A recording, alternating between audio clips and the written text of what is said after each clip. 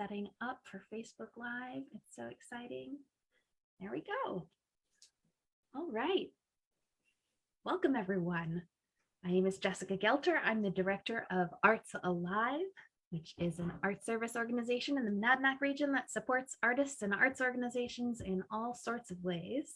This is part of our workshop series called Artist to Artist, where we make it a comfortable learning environment for creatives to learn about new opportunities and ways to advance their creative practice and businesses.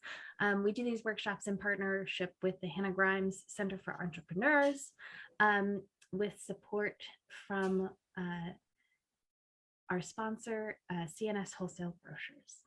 So today we are really lucky to have Cassie Mason with us from the New Hampshire State Council on the Arts to talk about the Percent for Art program and public art in the state of New Hampshire and the state of New Hampshire buildings. Before we get started, I'd like to offer just a quick land acknowledgement. I'd like to acknowledge that I am streaming to you from a place called Brattleboro, Vermont currently, which is the traditional homeland of the Abenaki people, specifically the Sokoke tribe.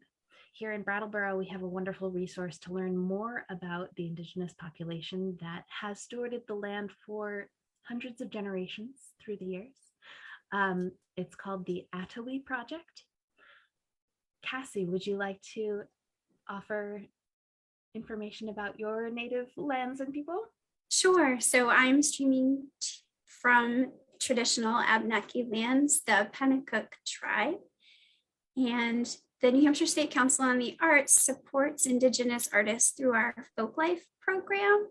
And we have a separate website. You can find it on the New Hampshire State Council on the Arts website, and it's a separate Folk Life website. That's wonderful. Very exciting. So today I'm just going to pass it right to Cassie to talk about this wonderful program that the state offers to integrate public art into state buildings and more. Welcome, Cassie. Thanks, Jess. Thanks for having me. So as Jess said, I serve as the grants officer at the New Hampshire State Council on the Arts, and this Percent for Art program is currently one of my duties. I do this in collaboration with a team. We have a team of a few of us on staff. There's only 6 of us on staff, but we have a curatorial specialist and some visual artists that work with us to help me facilitate this Percent for Art program. So this program was actually established about a little over 40 years ago in 1979, and it takes 0.5% of the bid price of either renovations or new construction of state of New Hampshire buildings, and puts that 0.5% into the state arts fund. And so that allows us to purchase either existing artworks or commission artworks for specific buildings across the state of New Hampshire. Some buildings from prior years that don't have access or won't be having new construction or don't have big major renovations can also access artwork, public artwork, through the New Hampshire State Council for the Arts, because we have what's called an arts bank. And so we actually have a selection on our website of different artworks specifically for state buildings that a state building can request and have us install artwork into those buildings. For buildings that are having new construction or renovation, we do this process through a request for proposals. We do it by committee with representatives from the building, from the Department of Administrative Services. We use architects, planners, state employees that might work in the building, if possible, people who are users of the building, so private citizens, and arts professionals. We assemble a committee for each Percent for Art program that we do, or Percent for Art project that we do, to develop themes for each building so we can put together a request for proposals. And I'm gonna advance my slide.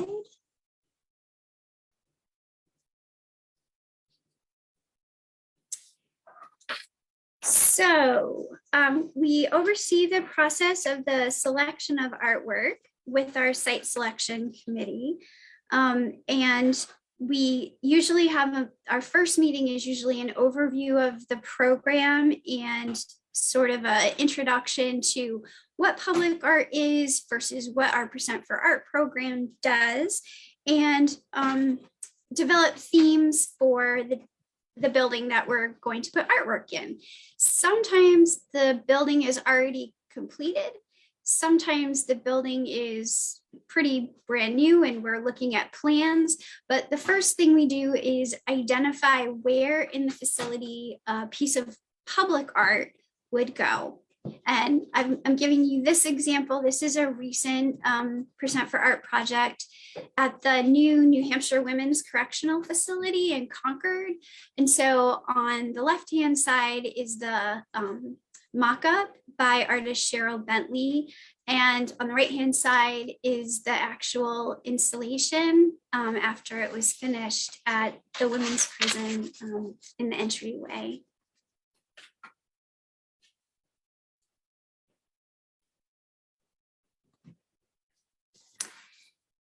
So this is another example of a location inside the Women's Correctional Facility. This is in the entryway before you check in to go into visitation. It's a piece by New Hampshire artist Teresa Taylor.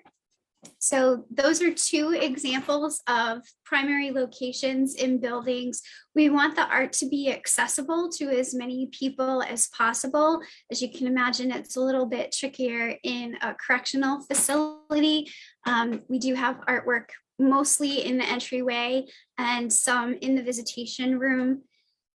So as we first identify the locations, then we identify themes, and in a lot of places where we put artwork, like a correctional facility or a courthouse, the themes can be historical, they can be calming, they could be, as you will see, depending on the place, ocean themed. We just did a sculpture at Genesee Beach in Rye.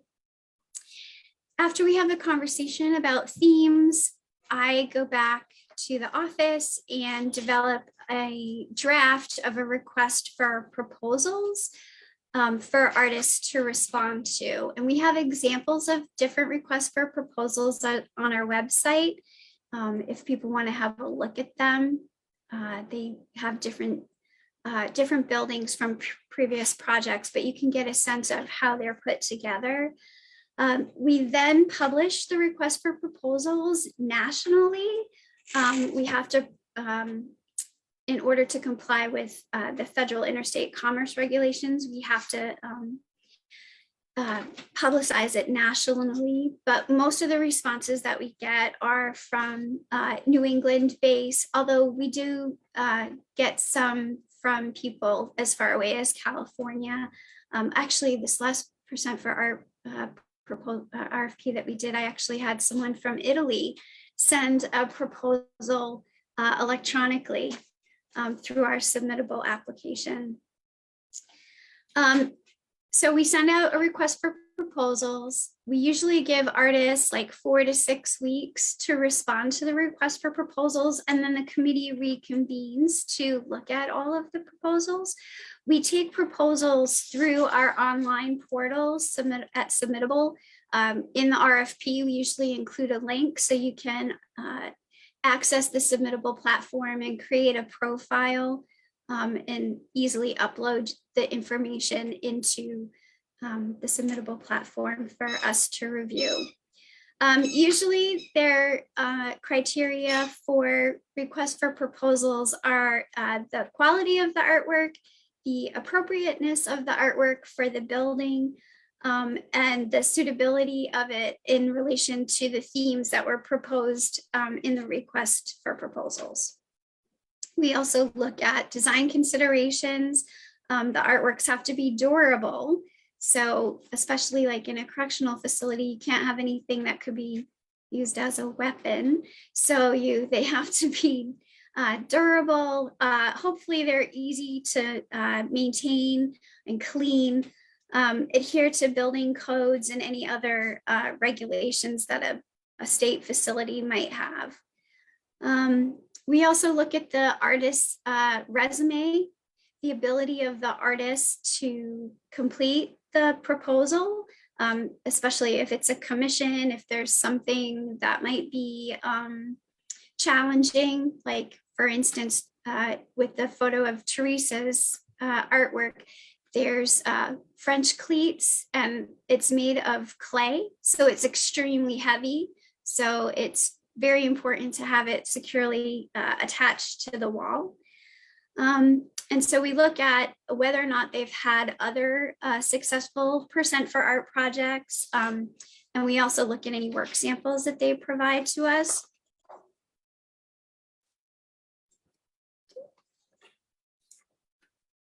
New Hampshire is one of several states that has a percent for art program. So the difference between our percent for art program and a public art program is that we have a designated source of funds. Like I said earlier, in our case, that includes the capital budget. In other places across the country, however, that might be a license plate or a percentage of the rooms and meals taxes or parking meters. Different states use different revenue sources for percent for art. They're usually public art programs to benefit the public and to create access for people to artwork they might not otherwise see. Public art programs may use a dedicated revenue source, but most of the time, if it's a public art program, they are raising funds in other ways, whether it's through fundraising or private-public partnerships. So it just depends on which type of program either an organization or a community is putting together. This artwork, as I mentioned, is a sculpture, a recent sculpture at Genesee Beach in Rye by Terrence Parker. The picture on the right shows that how the sun goes through the kelp wave during the winter solstice. So this was part of Terrence's proposal, was that the sculpture would align with the sun during the winter solstice, which is a unique feature for a piece of public art.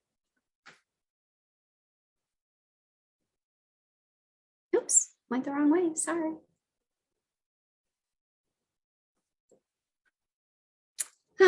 So as I said, we do issue a request for proposals for every project, and you can learn about them by signing up for our electronic newsletter at the New Hampshire State Council on the Arts, or following our Facebook page. We also post them regularly on our Facebook page.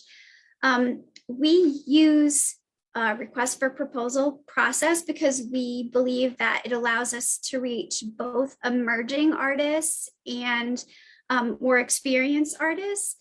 Other percent for art programs use what's called a request for qualifications process, which is a process that creates a list of artists to be considered based on their experience for future projects. For us, the RFP process gives us the opportunity to reach artists who may not have any experience in public art, but are trying to develop their career, or also artists that may not have had really any formal training but are also trying to build their career as a public or a community artist. And we consider commissions as part of the RFPs, but also existing works. So an artist doesn't have to create something specific for a Percent for Art project if they have something that they've already created, whether it's a painting or photographs. We also have purchased those. Not every project is just purchasing one piece of art. Sometimes there are lots of pieces of art distributed throughout a building. Sometimes it's one really large, what most people call a signature piece, and then some smaller pieces, and those are all budget dependent. So I would encourage people to submit, especially if they have pieces that are related to the themes. So if you have a piece of existing artwork that's related to the theme, I really think it's important, especially if you're trying to build your career, to submit those. And I'm always available to answer questions for people if they're unsure, or if they would like to get some feedback on their proposal. So this piece here by Emily Boucher is outside the New Hampshire State Archives in Concord. And this was her very first public art piece. So she is an artist. This is bronze. She had done work with other artists in order to start to learn the process. And when we did her proposal, she asked me to give her some advice on it because she didn't actually have any experience as a public artist. So we talked about ways that she could make her proposal stronger using her resume and some images of her working on the process with other artists. And so she got her very first commission with us. So it was really exciting.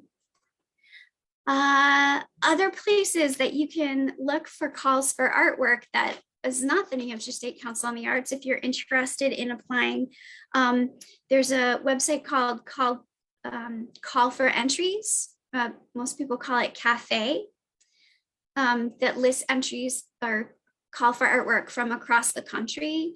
And then also the Americans for the Arts, which is a national organization. They also have a public art network, which is really helpful. They do lots of calls for arts, but there's a really nice community of people who are working in public art. So they're public arts administrators, they're attorneys, they're municipalities, they're individual artists.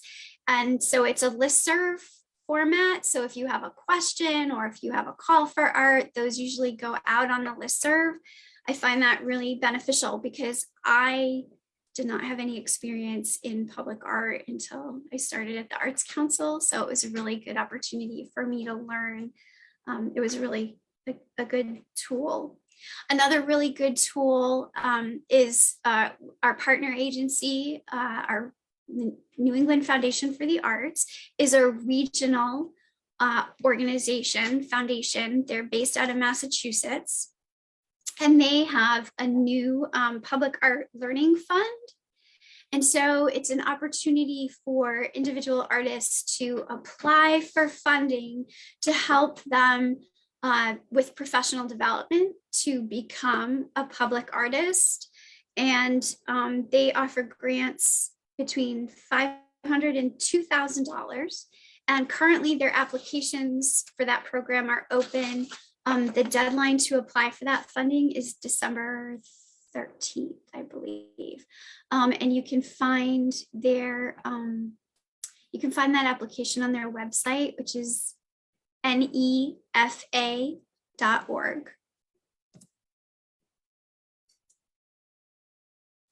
So one of the questions that I get a lot is what makes a successful proposal, and I think one of the easiest ways to have a strong proposal and a successful proposal is to look at the themes chosen by the committee and either try to incorporate them into a commission, or if you're submitting existing work, try to show the committee how it aligns with the themes that they're requesting. I have seen a few times artists who just put together a proposal with stuff that they have, but it doesn't necessarily align with the theme that the committee is looking for. So I think that if you're going to submit a piece of existing work, you need to make it really easy for them to see how it aligns with their themes. Because again, most of the people that are on the committee are people who are users of the building or work in the building, and they will often say, as I often say, they don't have a background in art, or they're not sure what would make a good piece of artwork for the building. This piece is by artist Gordon Carlisle. It is currently installed at the Milford District Courthouse in Milford, New Hampshire. And it is a historical piece that he painted in Milford. They have granite quarries, and part of some granite from their quarries were used at the US Treasury building in Washington, D.C. So that's what this piece reflects.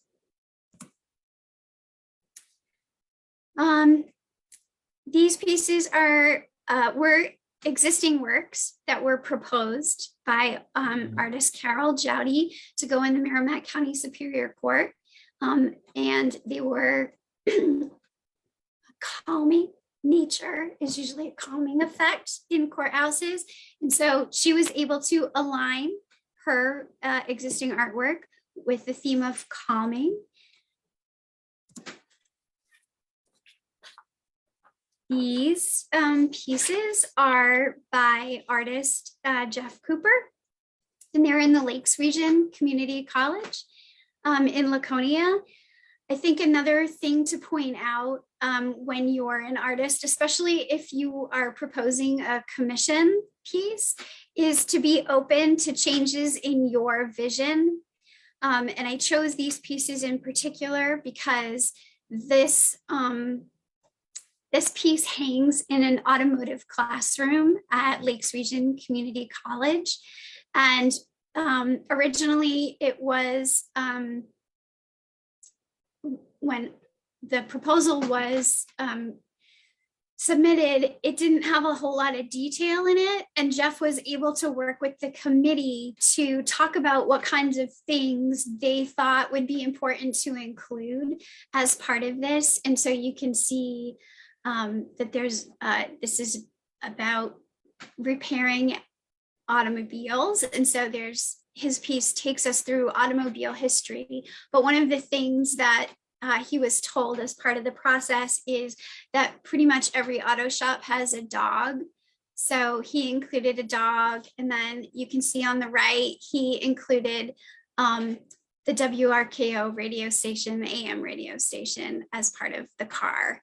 So it's little things like that, I think, that make it special and also engage the committee in the artwork with the artist. And then this is the finished piece by Jeff in the automotive classroom. You can see that both men and women are represented. And then the middle piece that's an exhaust with the flame coming out of it is actually all made out of wood. It's not metal, which was, I think, unique for that particular piece.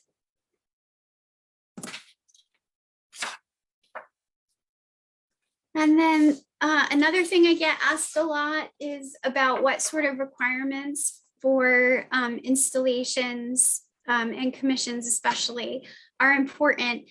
For us, the state of New Hampshire, arranges for installations of pieces that are 3 foot by 3 foot, But for larger installations like this piece, the sculpture by Andre Belanger in Hampton Beach required a whole lot of forethought by Andre on the seashell. It's on the seashell pavilion, including a forklift, a scissor lift, a few people to help us do the installation. Of course, we had to have good weather because it's outside. And one piece that artists ask me about a lot is insurance, especially for larger commissions, if they have to have insurance. I think it's, if you're a small business, it's good for you to have insurance, but obviously for large pieces like this, it's really good idea to have insurance. And then this piece is an artist residency at the New Hampshire Women's Correctional Facility. This was actually not, it's not for the public unless you are a resident at the New Hampshire Women's Correctional Facility. This is actually in one of their exercise yards.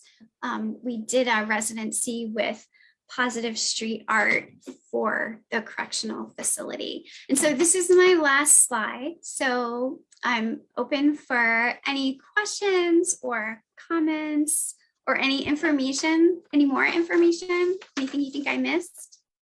Awesome. Let's stop the screen share so you and I can have a conversation. Okay. Awesome. All right. I'm wondering, well, now I'm going to ask you to share again. I'm wondering if you could show us what Submittable looks like. Boy. Is it an easy, because I think when I work with artists, a lot of times they get nervous about the forms, or they don't know how to access them or log in or get connected. Sure. So it'd be great to just see an example of what they're going to experience when they go to submit a project or an idea or a piece for the program. Sure. So I'm at submittable.com. Let me go back and I'll share my screen.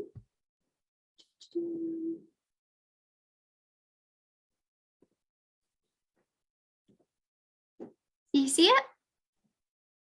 Yeah. Okay, so this is the login for, well, if you go to submittable.com, this is what you're going to see. And then I go to the sign in page because I already have a Submittable account.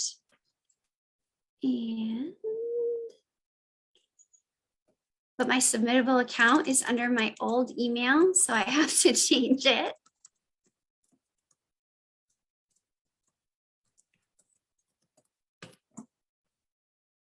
So to submit, you'll need an account, right? You will need an account, and it's free to register. Super easy, super duper easy. And then I don't know if I have an old, let me see if I have an old application. Look at all those grants you're managing. I know, right? This is our platform for all of our grants. For these are from our last year for our POL finals, all of our final reports, all of our applications. Here we go. So if you went to our Submittable site, we break up the site-specific commissions and the existing works. And I'm going to click on this. Because I'm not applying, I'm not sure. It might just take me to all of the applications we had. Yeah, this is. Well, you could preview it though and show us the preview.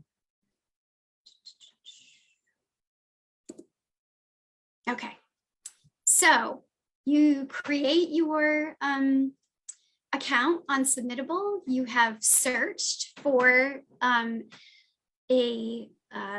opportunity, and you are taken to our application. So you fill in your name and your address and your email, and your phone number, and then your website, your creative ground profile. If you're a New England artist, I would strongly suggest that you create a Creative Ground profile at creativeground.org.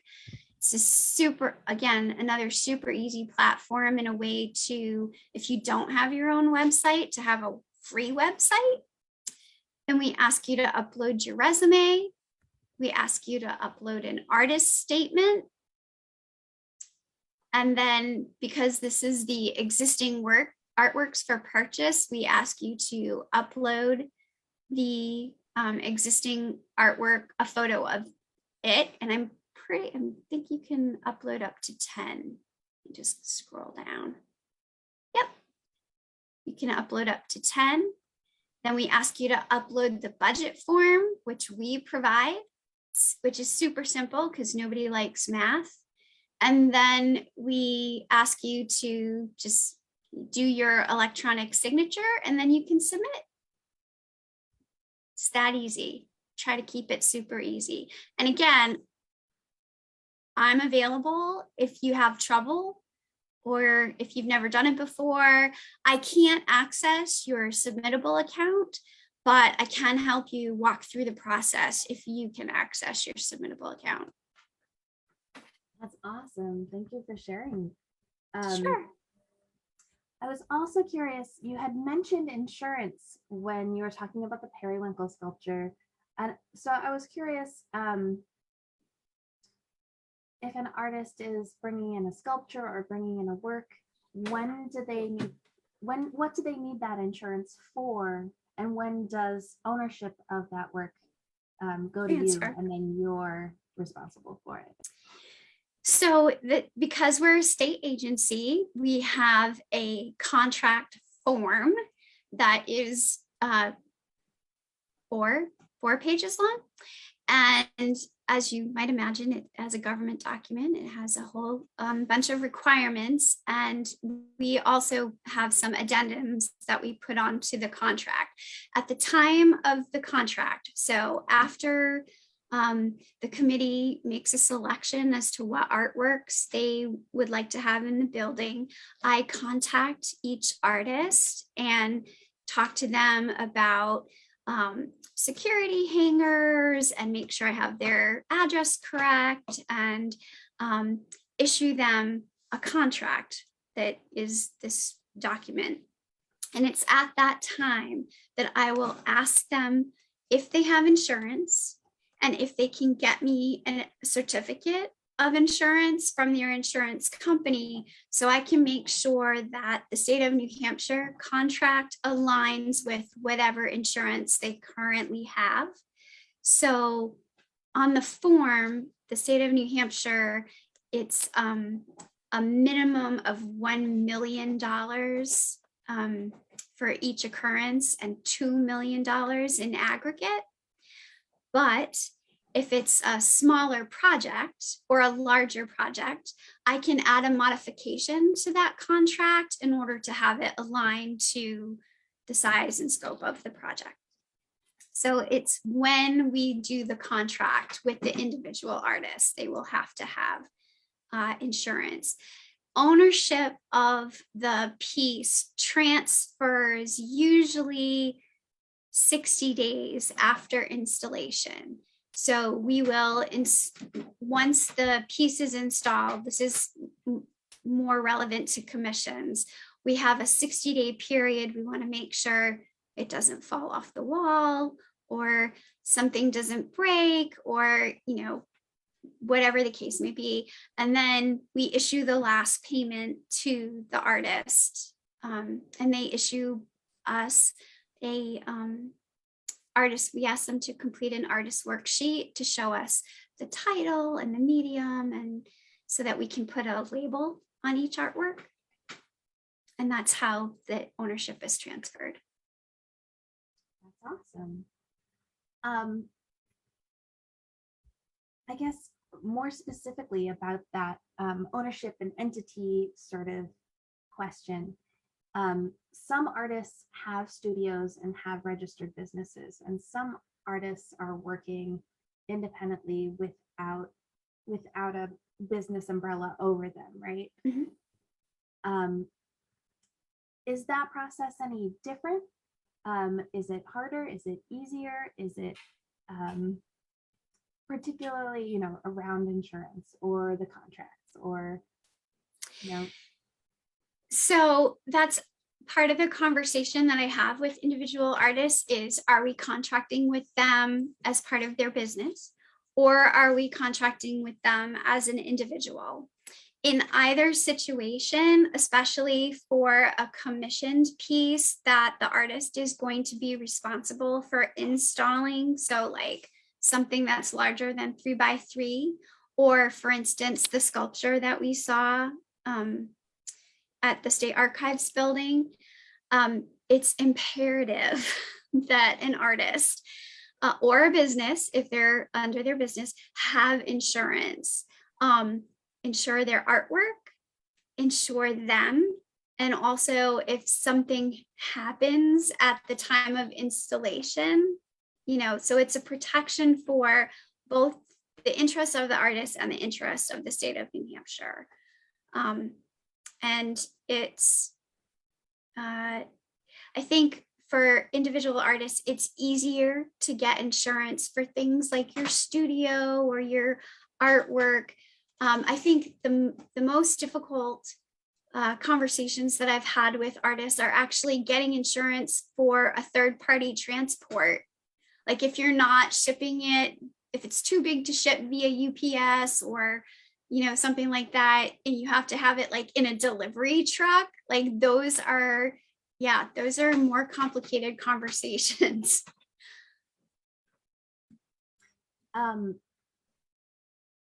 I wanted to ask another question kind of along those lines, but Sure. But I want to ask this one first. Like, what makes up a really easy project, and what are some of the the things that add on layers of complication? COVID has added on layers of complication. Historically, especially for commissions, a representative from the Arts Council would go to the artist studio, usually at the halfway point, and do like a check-in. So commissioned pieces of artwork are paid in threes. So there's an initial payment, and then the halfway point is usually when we would visit the studio, and then the final payment is after the installation. And so because we can't, or we haven't been able to visit studios, we've been doing that. We've been asking artists to submit photographs or videos of the artwork where it is in process before we issue the second payment. So COVID has made it difficult for us to do that piece of the Percent for Art program. Recently, COVID has made it difficult for artists to complete artworks. So the supply chain situation, getting materials, having them that delivered on time has made it difficult. And so I've been giving artists more time to complete commissions and get them to us in order to facilitate that challenge. I think each project brings its own set of challenges. So all of the artwork that's installed is expected, especially if it's hanging on a wall, is expected to have some sort of security hanger.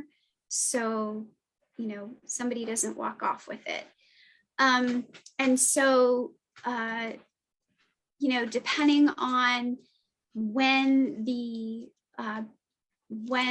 initial RFP was sent out, if the building was in a completed state, installation might be a little easier, right? Because the artist will have been able to see the building in its completed state and have a conversation with us about, what the paint colors are and what the studs are, and is there blocking. When we try, because we want to incorporate artwork into a building, sometimes we do those site visits early. And so we're looking at plans, and all of the details are not always worked out.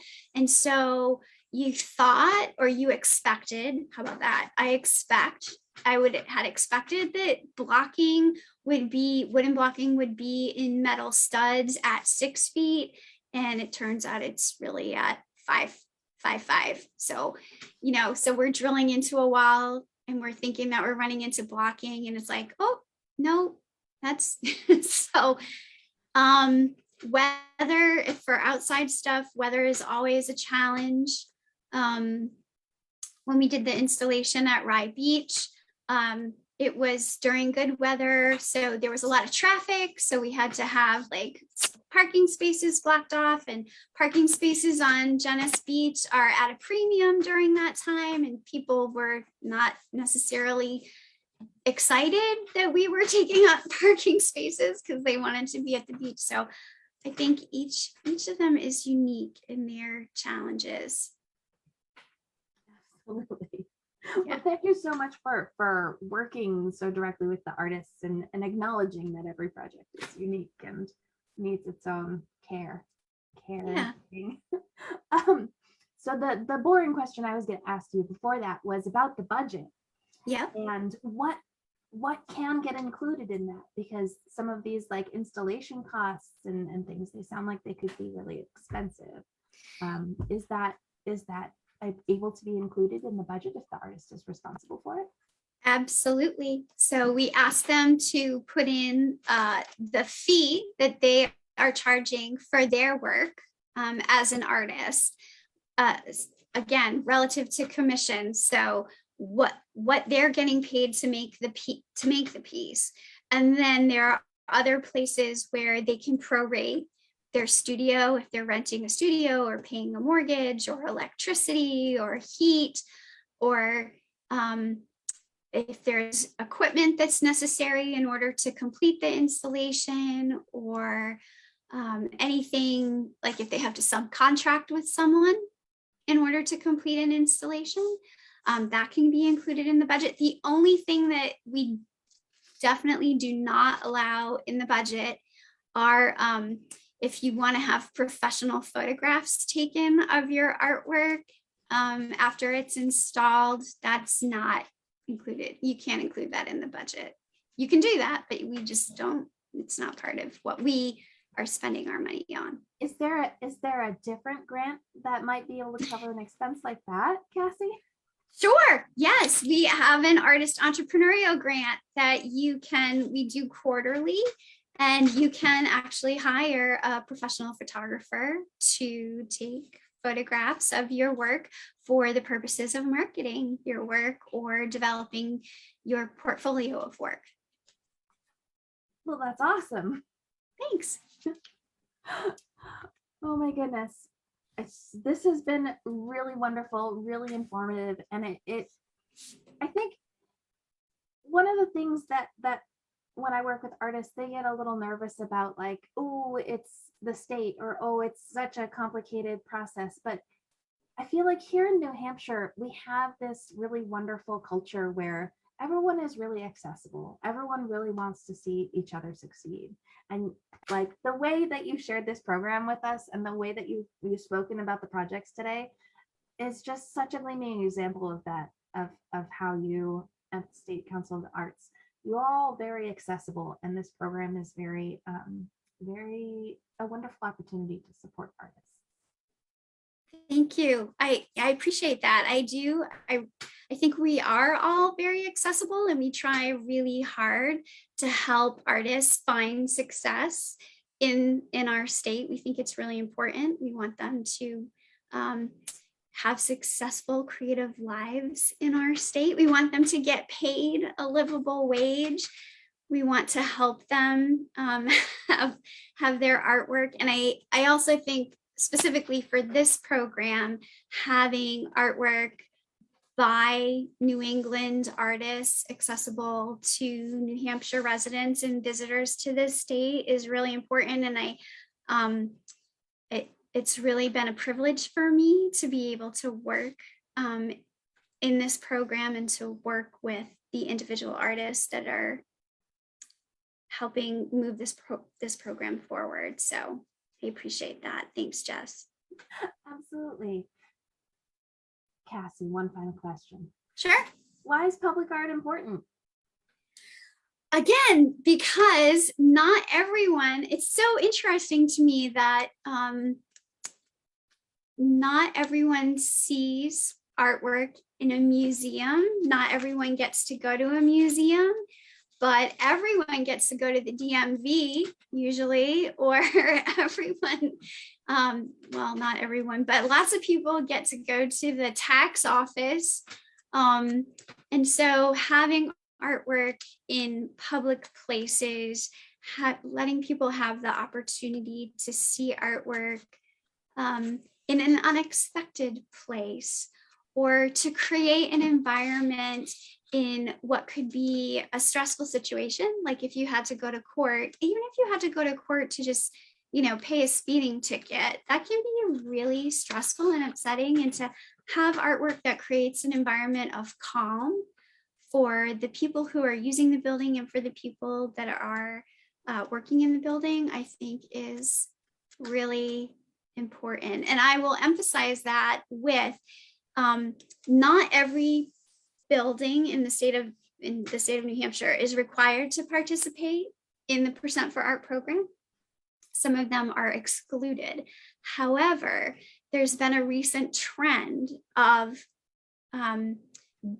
buildings that are owned and being constructed by the state of New Hampshire, even though they are not required by the law to use Percent for Art, they are opting in to the Percent for Art program. So they are voluntarily setting aside funds from their construction to put artwork in the building. And that is, I think, a direct result of the program itself, but also the people who work in the building really want to make a statement about the work that they do, and they see the artwork as the vehicle for that.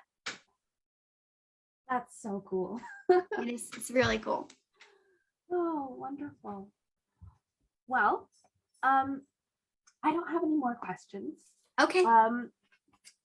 Do you have anything you want to plug or you want to let folks know about before we sign off? So, the capital budget is runs the fiscal year for the state of New Hampshire, which is every 2 years. And so the next RFP that we will have coming out is, I just got it last week. It's the Department of Environmental Services. It actually hasn't gone to the governor and executive council yet, I don't think, but that will be the next Percent for Art project that we will be issuing an RFP for, probably not until the new year. So if you're interested in getting that request for proposal, please either follow us on Facebook or sign up for our electronic newsletter at our website. That sounds great. Thanks. What is the Department of Environmental Services, by the way? So they are the people that make sure that like your drinking water is safe, and they do a lot of testing or different areas around New Hampshire. I don't even know where the building is going to be, so I haven't seen the contract yet. So they just emailed me and said, hey, heads up, we're going to be doing this. So I'm excited to see where it's going to be and what themes we could have. Absolutely. That's really exciting. Well, we'll share this workshop again when that comes around. Okay. We'll share the recording on Facebook and all of that. Okay. Thank you so much for being here. Our next workshop that Arts Alive and Hannah Grimes are presenting is going to be a website critique workshop. So artists and creatives looking to use an online platform to promote and sell their work or promote themselves. Y'all should sign up for that on our Arts Alive website. That was my dog sneezing. My dog is here and he's been quiet. So I'm feeling very fortunate. Yes, he's been a very good boy. All right. Well, Thank you so much. And I'm going to stop the recording and go off of Facebook now. Thanks for everyone who watched today. Yes.